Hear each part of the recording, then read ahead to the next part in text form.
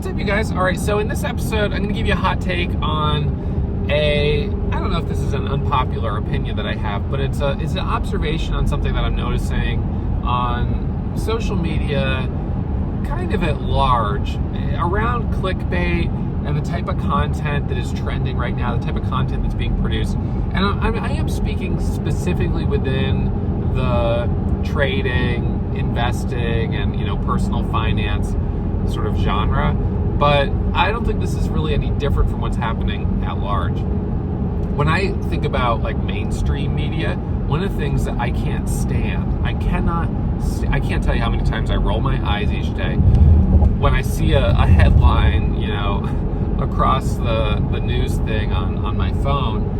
The headlines are so salacious. There's such sensationalism, especially right now with what's going on with Trump and the election, but it's constant. And I mean, this has been going on for years. The BuzzFeed articles of the top 7 reasons why big toes fall off. Like, it's so dumb. It's so stupid, and yet people click on these stupid articles, and by clicking on them, what you're doing is you're telling the person who's making this content that you should keep making more of it. And so I feel like this has been mainstream media. I don't know that you call BuzzFeed mainstream media, but we've seen it on the 24-hour news cycle. All of these they're trying to get ratings. And I almost feel like what they do is they think of this like really salacious headline, and then they're like, okay, now we gotta like fill that clickbaity headline with some content. And for lack of any real substance, how hard is it to make content about literally anything? You want to interview someone whose big toe fell off, so you interview one person, and then you interview one doctor who's like, yeah, big toes sometimes do fall off. And then next thing you know, you've got the dumbest news piece in the history of the world. And I feel like we are seeing that just constantly on all kinds of stupid things. And you're just getting, and I know I probably sound like I'm 100 years old, and I'm like, when I was your age. But I mean, I can't tell you how many times I roll my eyes. So what I did is I took news apps off my phone because I was just getting so annoyed with seeing this same garbage. It's what it is it's divisive. It's trying to. It's inflaming debate. It's just so, the quality is so bad. And this is, I guess, when I'm talking about quality, there's not a lot of true substance. Now, so I'm being general, but that's on the kind of mainstream media at large. Now, on social media and in, influencer culture that we're in right now, what I see more and more and more of are these equally sort of just like, I don't know what you call it, just like low road techniques of getting views. And you see it, I see like Business Insider has these articles like all the time. Like, one expert says the market's going to drop, 30% this year. And then like the very next headline is like, one expert thinks the market's going to go up 50% when this one thing happens. And it's just like, it's almost like they're not really communicating like that they have a thesis of what the market's going to do. They're just putting out content to get the clicks, to get the views, to get the advertising money, but there's not real substance. And so in the finance space, I see it all the time. I see these YouTube videos of, the catchy thumbnail of why the stock market's going to drop 30% with like flames. The next depression on the way with, someone like eating a loaf of bread. It's like just the dumbest stuff. So someone yesterday, what got me started on this, was someone yesterday asked me, he's like, do you make money on YouTube? And I was like, well, yeah, sort of, but not really. And he's like, what about like Mr. Beast? And I was like, what about him? He's like, do you make money like Mr. Beast? I was like, no. I don't have, tens of millions, 100 million, I don't know how many subscribers he has. He's huge. But, so he said, well, I watched this video where he was talking about how he, how he's kind of created, like figured out a little bit of the science of YouTube. And I guess I've seen an episode or two about this too. He thinks he's kind of, dialed in the algorithm of like the type of thumbnail to make and, where in the video to do different things and how long a video should be and everything else, to maximize views and, maximize revenue. And he creates great content, interesting content. Obviously people really like it. I'm not saying anything bad about him, but I was like, that's not me, because a how to day trade video is never going to go viral. I'm not going to get 100 million views,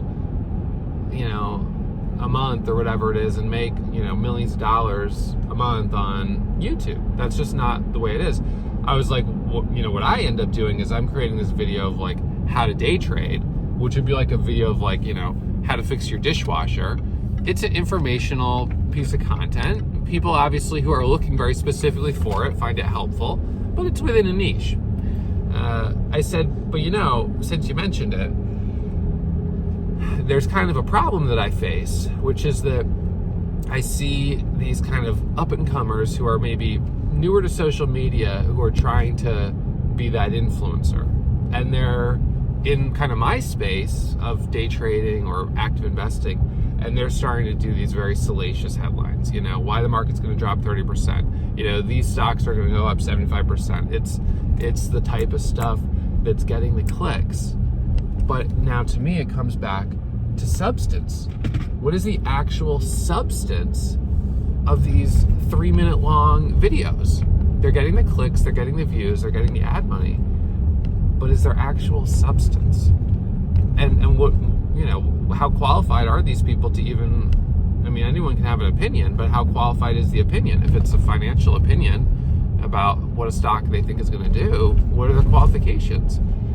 And yet, it feels like just to get the click, and just to get someone to watch it for 30 seconds or whatever it is, the qualifications are sort of, go by the wayside. It's like all that's getting consumed here is the title, the thumbnail image, and like the first, paragraph of what they say. And it is tough because they're definitely getting views, and you could argue that they're probably taking views away from me if they're competing with a video on the same, kind of keyword or the same, whatever it might be, the same search. I don't really go for a lot of the type of searches that maybe an influencer would be trying to, be on, but just in theory, they're taking maybe their video starts going higher in the rank than mine. Maybe their video starts getting recommended to more people because people have been clicking on it and watching it. And I find that to be a little bit frustrating because I sit here thinking, I'm producing content where, I'm expressing truth. I'm expressing my opinion on something. I think that I'm qualified with, a lot of things that I say through my own experiences trading. And so I feel like there's substance to the conversation that I'm having with you.